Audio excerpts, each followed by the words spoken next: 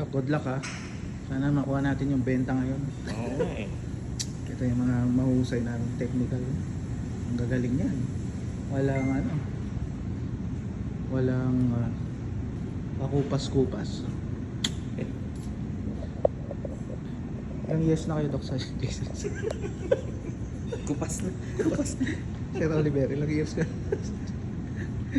tanong ako ng tanong kung ilang taon yan, matagal pa. Sabay tayo, naroon pa ng konti. Ako ano, halos ano, 20. 20. years. Oo. Halos kasabay din 22. Oo, ganun.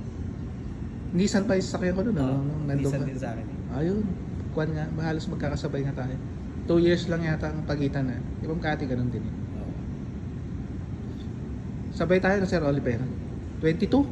22 na lang, no? 22 Kaya years. lang, mas nauna yung 22 years in service. 2002 tayo. Hindi, mayaman naman tayo sa pananampalataya doon. Kaya okay na yun sa atin. Hindi, si Boss Jan, pati sa bulsa maya. Ay, nako po. Hindi, nagkaroon lang ng ano yan. Nagkaroon lang si Boss Jan ng mahusay na mag-budget na asawa. Yung asawa ko, ang kwan, pagka may kailangan ako, katulad nung kahapon, pa-release daw yung pera kasi lalabas na yung sakyan ni Paulo. Ay, yung sasakyan. Yung Montero na Ay, Montero. pinaayos. Siya na pa gumagamit. Ngayon, oo. Mahusay na ba mag-drive? Kaya na niya, Dok. Kaya na niya. Walang pa naman yun, malapitan lang naman. So, Dito tayo nag-breakfast, ano? Ganda. Grand Summit. Tingnan mo naman ang papahusay. Ganda.